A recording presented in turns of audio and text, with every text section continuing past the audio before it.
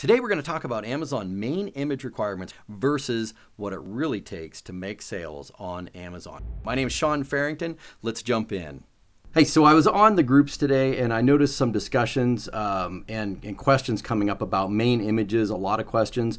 Some of them had to do with the recent issue that was going on with the algorithm. And then some of that discussion sort of led into questions about ranking and conversions and all of that stuff. So I just wanted to offer a little bit of help if I could. I have a good amount of experience in this area and thought maybe I could be of help. The first part is Francesco was talking about, he says, hey, this seller has these call outs, and they're actually getting Amazon's choice badge. I try to add the call outs and I get into trouble. So there's a couple things about this, Francesco, that I was hoping to answer for you. One, you maybe already know this, and forgive me if you do, but Amazon, sometimes Amazon ignores things that have been there and selling for a long time. If this is an Amazon's choice, then if it hasn't been changed, if nothing's been changed on that listing, then they'll just let that in, and it's kind of grandfathered in. They're not really looking back. Unless you went and did a complaint about terms of service on this, there'd probably be nothing that would happen to it, because it doesn't come up until those changes are made, or until a complaint comes through, or the algorithm notices something or anything like that.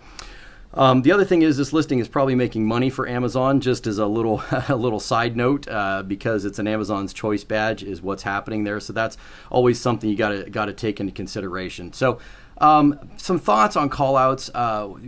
Early in the days when we started using, we were outrageous in our callouts. We would actually just put them on the page, do something like this, and then we started to find that they were the same problems you were having out there, is that they were getting suppressed. So we got a little bit more crafty and we started tucking them in, and that's something that still works a little bit today. You can tuck this in behind, and the algorithm has a hard time noticing that this is different from this. It thinks that this is all one feature, one product on there. So that was something we tried back in the early days, and it worked. And we had some success with it. Like this image for us got suppressed. We had, it's not even an all-white border. This one got suppressed, but this one got accepted.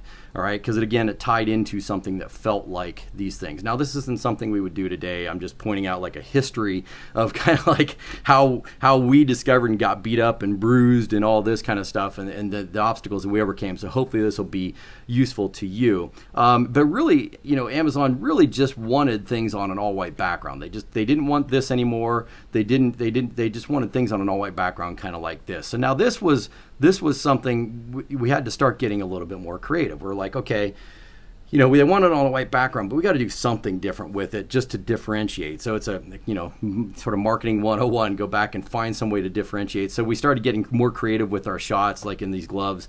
We put hands in them and then took the hands out and made them look like they're doing something, and that would get attention. But Amazon ultimately just wanted things like this. They wanted this where it's on, the product is just sitting in white space. And, if you're a Jeep owner, you'd probably know what that is, but it really doesn't sell as well as something like this, which is what we did. Is we started working with like, how can we work in ghost props and things like this. So I'm just encouraging you that there are creative ways around what you've got going on a main image. Like, you don't have to be stuck just doing whatever is completely terms of service compliant. So back to main image standards. They want large images. They want 1500 by 1500 pixels or greater is what they're wanting. They say 1000 by 1000 minimum on the terms of service, if you kind of look at that. We found a boost benefit going from 1000 to 1500 as far as ranking, as far as conversions, all of that good stuff. I haven't really seen the boost going from 1500 to 2000, but we have been experimenting with it. If you have it, go for it. Basically, sometimes you are limited by your image quality size and so forth, so you got to be careful a little bit on that. The other thing is a 10 pixel border on the image. There's got to be 10 pixels around the edge of anything that's going on that's just blank white space. So you can't go right up to the edge of the frame. Now, that said, I see lots of main images out there that are not 1500 by 1500. They're odd size. They may be 1500 by 400. So then they work, and Amazon lets them pass. Sometimes they don't have the 10 pixel border, but these are what they're requesting. Here's another thing that they request. Amazon says that the image must not contain gratuitous or confusing additional objects. So what that means is, if you've got if you're selling like an auto part and you've got either a scantily clad person in that picture that's got nice abs, the nice abs don't have anything to do with the auto part, right? It's gratuitous and additional objects in the photo, and that's what they're trying to avoid. They don't want to have any of that gratuitous or additional thing. The other thing that they want to do, must not show props or anything that confuses the customer. Okay, so these are big issues. They're really wanting that good customer experience, and that fits the Amazon brand.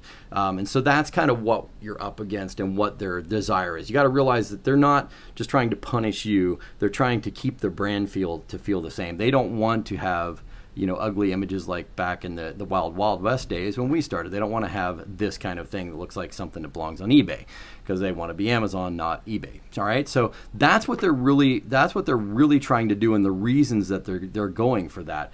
But that said, we ultimately want to focus on customers, and we want to convey emotions, because emotions are what sell things.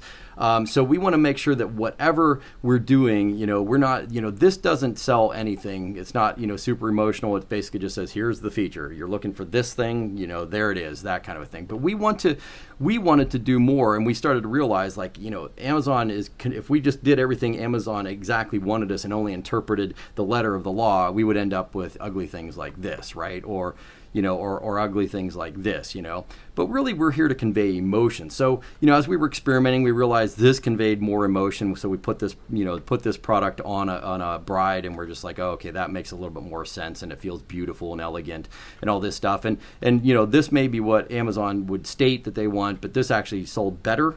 We still put the 10 pixel border around this, but this bumped conversions.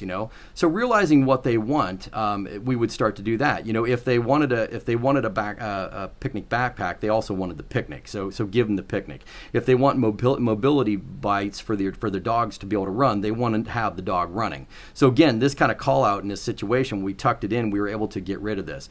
And we would just get a little bit better over the years of going like, okay, this is a way to do this, but it's a clunky way to do this. It's a clunky way to have an image say those kind of things. We could get a little bit more elegant and put food into the actual product. Like ultimately, they don't want taco holders. They want to have a beautiful presentation where the tacos are not ugly and falling over and all those things. And again, on this, we had this product, just the spatula has this cool little flip down ability to capture and hold things. So we would find that, we could put, just a spatula in the main image, but having something over here that conveyed the action of what it's supposed to do, which was to drain the fat out of objects, was better. And then, one of the things we found is that sometimes ugly sells. As sad as it is, this main image is not about being beautiful. Sometimes it's about conveying the message in as quick a way as possible. The research has shown that you've got less than 2 seconds, about 1.4 seconds to stop the thumb scroll that's happening as people are looking through the product images. So you got to be fast. You got to get their attention quickly. So if everyone's got a spatula on an all-white background, or boring images like this on an all-white background, all of a sudden having something that's different. If you're looking through and you see image after image of a product on an all-white background, all of a sudden you see that, you're like, oh, okay, what just happened there? And the brain just stops for a second. That's the main task of a main image. You just got to get their attention and stop that scroll. But we found that certain things would sell better. Now, they may have won hamburgers, but they found that this actually sold better. I would have thought the hamburger, but this is kind of disgusts me a little bit, but it converted better than having a hamburger. For some reason, that's just what it did. So we were ultimately looking for is when we were looking at main images here, let me get me out of the way just a little bit. There's only one per stack. We're always looking for something unique. It has to be on the white background, but it should stand out. Just because it's white doesn't mean that it can't stand out. It's really the first chance to capture the customer's attention. All right. So being different than all the images I scroll past is really critical. We can use callout, ghost prof, hovering shadows, anything to catch the eye without breaking the all white, no text rule, right? There's an all white, no text rule. We all kind of know that about the images, but there's creative ways to sort of get around that and be useful. So, again, if they're buying a cheese knife, sell them the cutting of the spread. Make it elegant is really what we're trying to do, right? What we want to do is get out of boring. We want to get away from being boring. Again, Amazon had their others, they'd have this, even though it's an all-white product on an all-white background. Very hard to see. This soap mold is really difficult, would be difficult if they just wanted that. But that's not our job. Our job is to sell. And when we sell, we can be creative in how we do that. We can put color into the product. We can actually sell what they're looking for. They're looking for beautiful soap. They're not looking for a soap mold. They don't care about a soap mold. They want this. They want this to show up so people and friends come over, they'll be like, oh my goodness, did you make these? Is that really? And it's an ego bump, right? That's what they want. They want the ego boost. They want something that smells pretty. They want everything that goes along with that. Even really basic utilitarian products we find, as we're kind of learning this process, is that putting the brand color into the actual product, like in this case, this is the brand color for the branding and everything, but we put it into the actual product as far as the liquid, and all of a sudden the sales in that boosted. Everyone else was selling all white of these things, and these are basically used for watering plants or changing brake fluid on motorcycles or anything like that.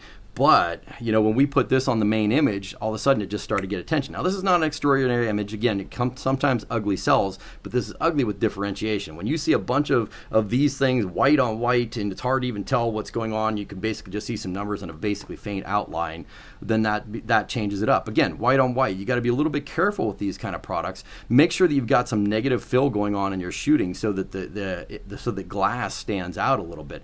Put a flame on it because they want it on fire. They want to actually have a candle, and that's telling them that this is a candle. So put the flame in it. Put some color behind it. There's creative ways to kind of do that in a way that will help people and convey emotion and differentiate. If everyone's just seeing candles on white backgrounds and candles on white backgrounds, and all of a sudden you see a big orange pumpkin, you're going to stop.